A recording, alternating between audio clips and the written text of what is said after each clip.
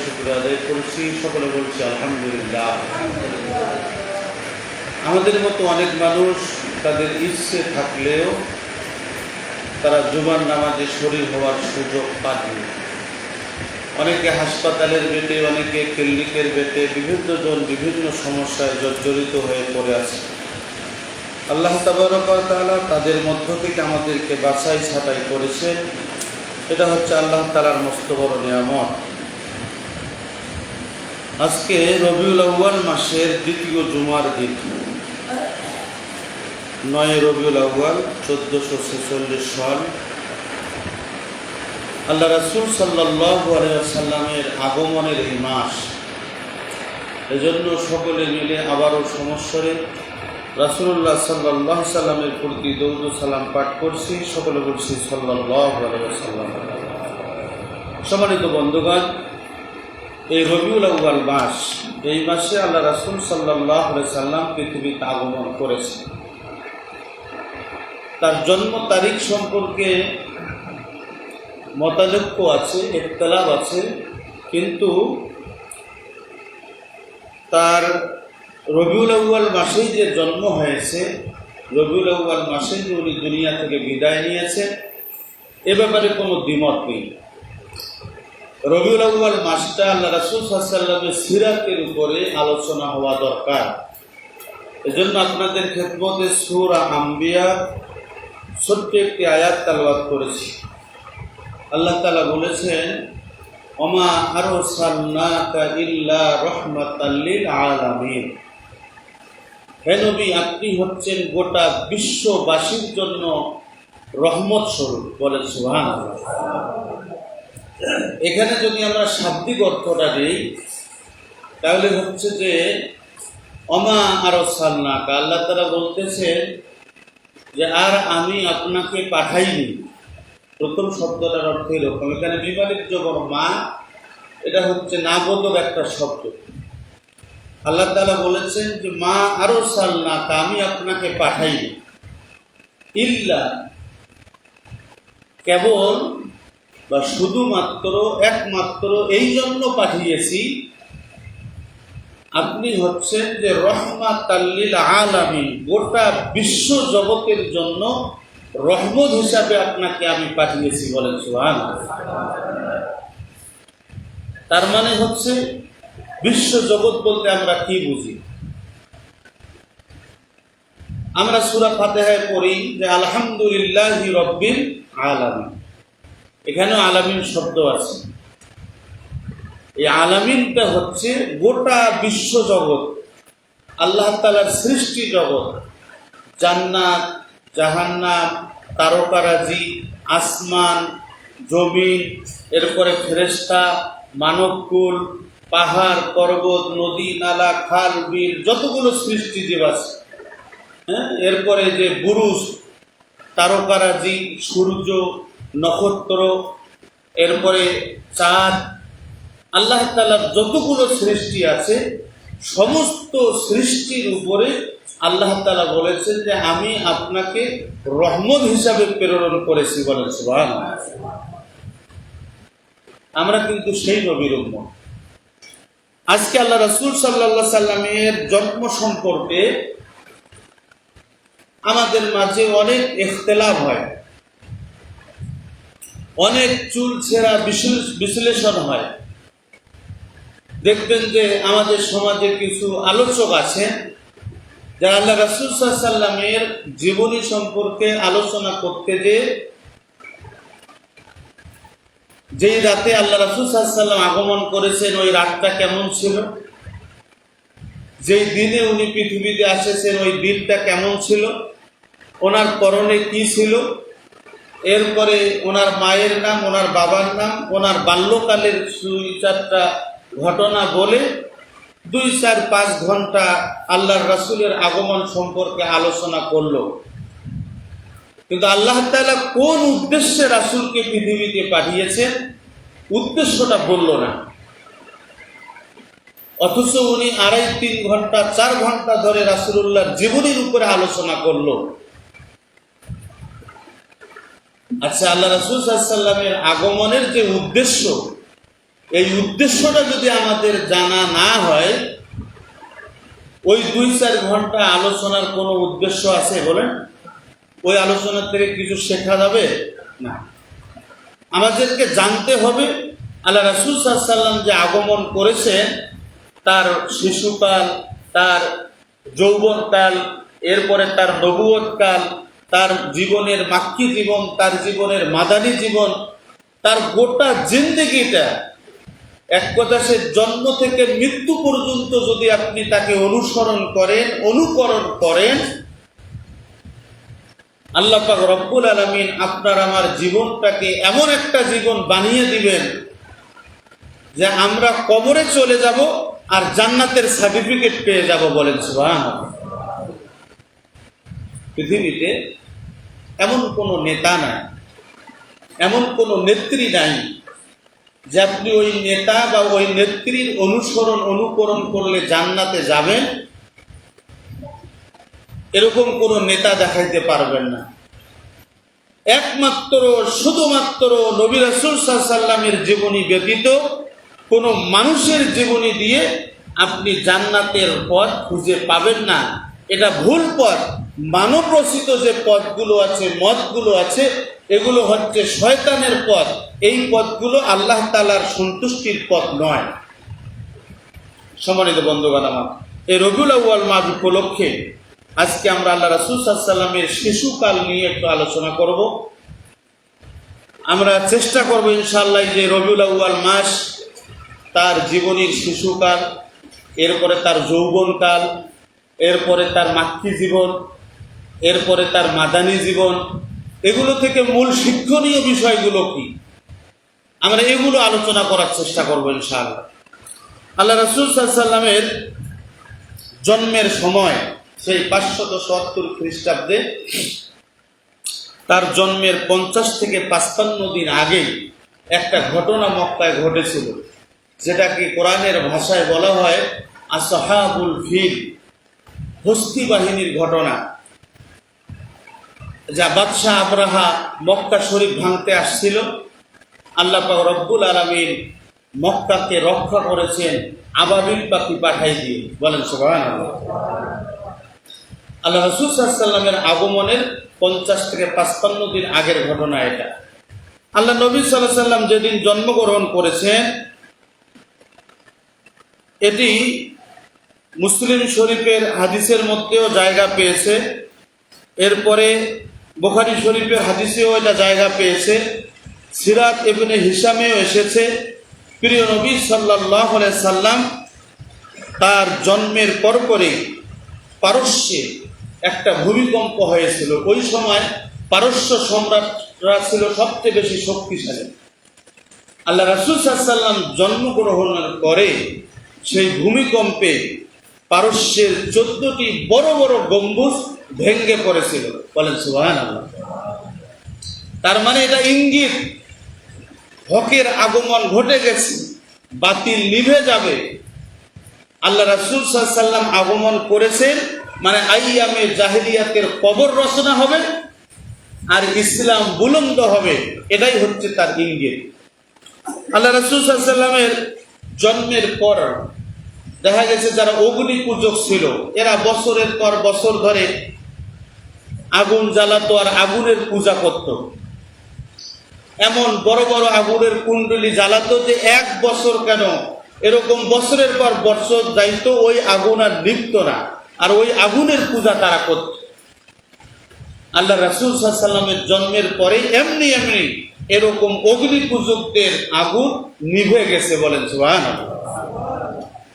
সম্মানিত ভাইরা আমার, আল্লাহ রাসূল সাল্লাল্লাহু আলাইহি সাল্লাম যখন জন্মগ্রহণ করলেন, সিরাত ইবনে হিশামের মধ্যে এসেছে যে আল্লাহ রাসূল সাল্লাল্লাহু আলাইহি সাল্লাম সিজদারত অবস্থায় ছিলেন। সুবহানাল্লাহ বললেন না? মা আমিনা রাহমাতুল্লাহ আলাইহি, তার মা, উনি বলেছেন যে মুহাম্মদকে পেটে ধারণ করতে বা মুহাম্মদকে প্রসব করতে আমার বিন্দু পরিমাণ কষ্ট হয়নি। বলেন সুবহানাল্লাহ। সিরাত ইবনে হিশামের মধ্যে এসেছে যে এরকম 4 জন মহিলা তাদের গর্ভকালীন সময় তারা কষ্ট পাননি। একটা হচ্ছে মুসা আলাইহিস সালাতু ওয়াস সালামের মা, আর একজন হচ্ছে মারিয়াম আলাইহিস সালাতু ওয়াস সালাম, আর একজন হচ্ছেন হযরতে জাকারিয়া আলাইহিস সালাতু ওয়াস সালামের মা, আর একজন হচ্ছেন হযরতে মুহাম্মদুর রাসূলুল্লাহ সাল্লাল্লাহু আলাইহি সাল্লামের মা। তদানীন্তন সময় মুসা আলাইহিস সালাতু ওয়াস সালামের জামানায়, ইব্রাহিম আলাইহিস সালাতু ওয়াস সালামের জামানায় দেখা যেত যে কোনো মায়ের যদি পেটে সন্তান আসতো, ওই মাটাকে টার্গেট করা হতো। যদি ওই মা কন্যা সন্তান জন্মগ্রহণ করায় বা জন্ম দেয়, মুসা আলাইহিস সালাতু ওয়াস সালামের জামানায় কন্যাদেরকে জীবিত রাখা হতো ভোগের বস্তু হিসাবে, আর পুত্র সন্তানদেরকে হত্যা করা হতো, বলেন নাউজুবিল্লাহ। এজন্য আল্লাহ তাআলা তাদের গর্ভকালীন সময়টা এরকম করে দিয়েছেন যে তাদের পেটে সন্তান আছে কিনা এটা বোঝার মতো ক্ষমতা কোনো মানুষের ছিল না, বলেন সুবহানাল্লাহ। কেন আল্লাহ তাআলা যেটা করতে চান এটা তো কেউ ঠেকাতে পারবেন না, বলেন ঠিক না ঠিক? আল্লাহ তাআলা যাকে পৃথিবীতে পাঠাতে চান যে কোনো আইন দিয়ে, যে কোনো কানুন দিয়ে সেটা ঠেকানো সম্ভব নয়। সেই ঘটনাটাই নবী মুহাম্মদ সাল্লাল্লাহু আলাইহি সাল্লামের বেলায়ও ঘটেছে, যে তার মাকে দেখলে বোঝা যেত না যে তার মায়ের পেটে সন্তান আছে।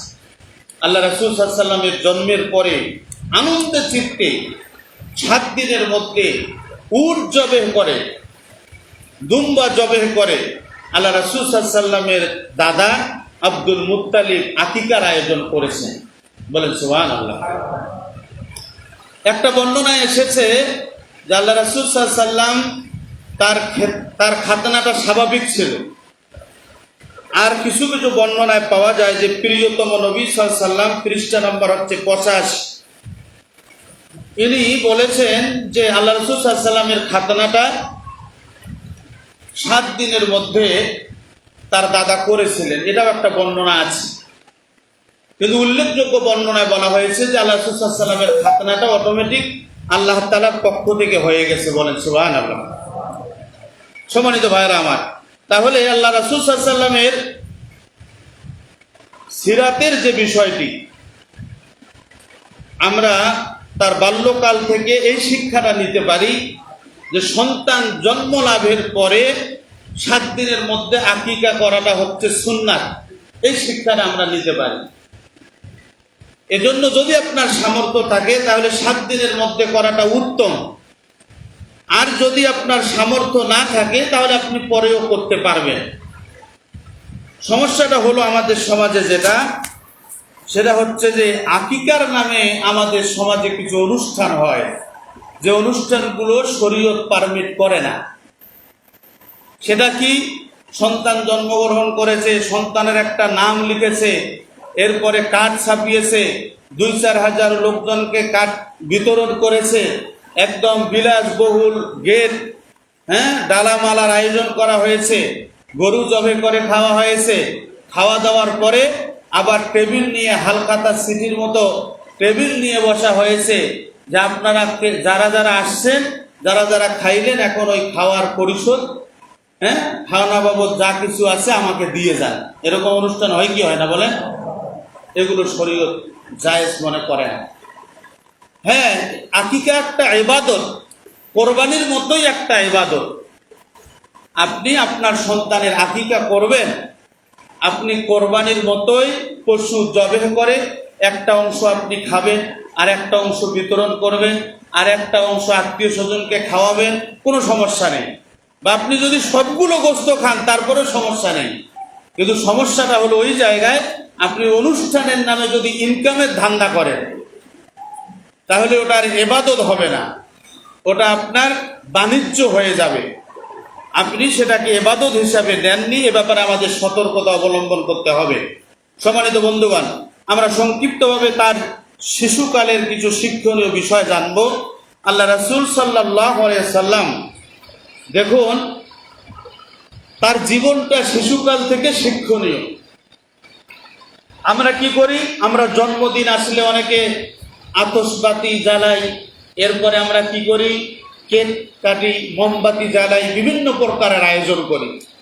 জন্মদিন, মৃত্যুদিন এটা শরীয়ত সাপোর্ট করে না। এটা শরীয়তে কেউ প্রমাণ করাতে পারবেন না। হ্যাঁ, মুসলিম শরীফের হাদিসের মধ্যে এসেছে যে আল্লাহ রাসূল সাল্লাল্লাহু আলাইহি ওয়াসাল্লাম তার জন্মদিনটা জেনেছেন সোমবার। এই সোমবার আল্লাহ রাসূল সাল্লাল্লাহু আলাইহি ওয়াসাল্লাম নফল রোজা রাখতেন। বলুন সুবহানাল্লাহ। আপনি যদি জন্মদিন পালনই করতে চান তাহলে আপনি নফল রোজা রাখেন, সমস্যা নেই। নফল নামাজ পড়েন, ওই দিনটা আপনি দান করেন, সদকা করেন। আমরা সেটা না করে জন্মদিনের নামে অশ্লীলতা কিভাবে সরা যাবে, আমরা অশ্লীলতা সরিয়ে দিচ্ছি। সন্তানকে অশ্লীল পোশাক পরিয়ে লক্ষ লক্ষ টাকা খরচ করে আমরা সন্তানের জন্মদিন পালন করছি, এগুলো শরীয়তে জায়েজ নাই। কথা কি বোঝা গেছে? সম্মানিত বন্ধুগণ আমার, আল্লাহ রাসূল সাল্লাল্লাহু আলাইহি ওয়াসাল্লাম হচ্ছেন আমাদের জন্য রহমত স্বরূপ। তার জন্মের 7-8 দিনের মধ্যেই ওই সময় মক্কায় একটা কালচার ছিল, যেই ঘরে সন্তান জন্মগ্রহণ করবে এখান থেকে বিভিন্ন জায়গায় তাদেরকে ধাত্রীদের কাছে দেয়া হতো। মায়ের দুধ সন্তান 2-4-5 দিন পান করত, ধাত্রীরা তাদেরকে নিয়ে গিয়ে দেখাশোনা করত। কেন করা হতো এটা? বর্তমান আমাদের সমাজে দেখা যায় আমরা অনেকে টাকা পয়সা বাড়ি গাড়ি সবই আছে, গ্রামেও বাড়ি আছে, শহরেও বাড়ি আছে। আপনি গ্রামে না থেকে শহরে থাকেন কেন? যদি প্রশ্ন করা হয় আমরা স্বাভাবিক উত্তর দিব, আমার সন্তানের পড়াশোনা আছে, গ্রামগঞ্জে পড়াশোনার সমস্যা, ভাষাগত দিক আছে, এরপরে চারিত্রিক গুণাবলী আছে, যেগুলো আমরা সহজেই হাতের কাছে পাবো, এগুলো গ্রামে সাধারণত পাওয়া যায় না। তদানীন্তন সময় মক্কা শহরের চেয়ে গ্রামের পরিবেশটা ছিল উপযোগী পরিবেশ, যার জন্য সন্তান জন্ম দেওয়ার পরে ওই গ্রামে বিভিন্ন জায়গার ধাত্রীরা এসে সন্তান নিয়ে যেত। মা হালিমাতুস সাদিয়া রহিমাহুল্লাহ তিনিও একই কায়দায় আল্লাহ রাসূল সাল্লাল্লাহু আলাইহি ওয়াসাল্লামকে নিয়ে গেছেন। এভাবে মা হালিমা 2 বছর তাকে দুধ পান করাইছে। তার শিশুকাল থেকে উনি যে রহমত স্বরূপ, এটার বর্ণনা মা হালিমা নিজেই দিয়েছেন। যেই দিন থেকে নবী মুহাম্মদ আমার ঘরে আগমন করেছেন, ওই দিন থেকে আমার ছাগলের দুধ বৃদ্ধি পেয়েছে, ওই দিন থেকে আমাদের পরিবেশ সুন্দর হয়েছে। হ্যাঁ, সুফলা একদম পরিবেশ এত সুন্দর আমাদের পরিবেশটা হয়েছে যে এই পরিবেশের মধ্যে ঘাসের অভাব নাই, ভাতের অভাব নাই, তরকারির অভাব নাই, এক কথা শেষ কোনো কিছুরই অভাব আমার ঘরে এই 2 বছর ছিল না। যেই 2 বছর মা হালিমা বলেছেন আমার কাছে শিশু নবী মুহাম্মদ ছিল। বলেন সুবহানাল্লাহ। 2 বছর পর মায়ের কাছে গেছে। ওই সময় মহামারী আকার ধারণ করেছিল প্লেগ রোগ। এই রোগের কারণে মা আমিনা বলেছেন যে আপনি আবার নিয়ে যান মুহাম্মদ।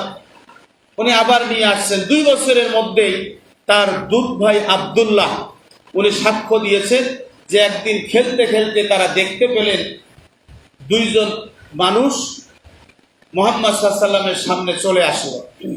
মুহাম্মদ সাল্লাল্লাহু আলাইহি ওয়াসাল্লামের বুকটাকে এফের ওপর করলো, পানি দিয়ে ধুয়ে ফেললো, যেটাকে আমরা বক্ষবিদীর্ণ বলি। এই বক্ষবিদীর্ণ এই ঘটনাটি 2.5 বছরের মধ্যে রাসূলুল্লাহ সাল্লাল্লাহু আলাইহি ওয়াসাল্লামের জীবনীর মধ্যে আল্লাহ তাআলা ঘটাইছেন। বলুন সুবহানাল্লাহ। সম্মানিত বন্ধুগণ, এভাবে দিন যেতে যেতে আবার মা আমিনার কাছে আসেন যখন তার বয়স 5-6 বছর। ওই সময় মা আমিনার সাথে আল্লাহ রাসূল সাল্লাল্লাহু আলাইহি ওয়াসাল্লাম নানা বাড়িতে যান। আল্লাহ রাসূলের জীবনী পড়তে হলে কয়েকটা বইয়ের নাম বলছি। রাসূলুল্লাহর বিপ্লবী জীবন, মানবতার বন্ধু মুহাম্মদুর রাসূলুল্লাহ সাল্লাল্লাহু আলাইহি ওয়াসাল্লাম, আর রাহিকুল মাখতুম, সিরাত ইবনে হিশাম, বেশি বেশি করে এই বইগুলো পড়বেন। আমাদের সমাজে অনেকগুলো নোবেল নাটক আছে, আমাদের ঘরে ঘরে অনেক লেখকের বই আছে, অনেক মনীষীর বই আছে। দুঃখজনক হলেও সত্য, অনেক মুসলমানের ঘরে বিশ্বনবীর জীবনী নাই। কথা বলেন ঠিক না ঠিক? এজন্য আমি অনুরোধের সাথে বলবো, একজন মুসলমানের উচিত হলো অন্তত পক্ষে তার বাড়িতে সর্বপ্রথম অর্থসহ একটা কোরআন থাকবে। 2 নাম্বার হচ্ছে একজন মুসলিমের তার পরিবারের মধ্যে আল্লাহর রাসূলের জীবনীর যে কোনো একটা প্রসিদ্ধ লেখকের বই থাকবে। 3 নাম্বার হচ্ছে হাদিস গ্রন্থগুলো থাকবে। এখন বাংলায় এগুলো পাওয়া যায়, সিয়াসাত্তার হাদিসগুলো, বুখারী শরীফের হাদিস, মুসলিম শরীফের হাদিস, নাসাই শরীফের হাদিস, আবু দাউদ শরীফের হাদিস। এই বইগুলো আপনি আপনার বাড়িতে রাখতে পারেন। আপনার সন্তানকে শিশুকাল থেকে এই বইগুলো পড়ার অভ্যস্ত করেন। ওই সন্তানটা কোনোদিনও নাস্তিক হবে না, ওই সন্তানটা কোনোদিনও মুরতাদ হবে না, যদি আপনি আপনার সন্তানকে কোরআন হাদিস শেখাতে পারেন। বলুন ঠিক না বেঠিক? কিন্তু আমাদের সমাজে এটা অনেক অভাব। আমার সন্তান যদি ইসলামাইজ হয়, তাহলে তো সন্তানটা সমাজে চলাফেরা করতে পারবে না। এর জন্য ইসলামিক শিক্ষা না দিয়ে আমরা অন্য অন্য শিক্ষায় লক্ষ লক্ষ টাকা সন্তানের পিছনে খরচ করছি।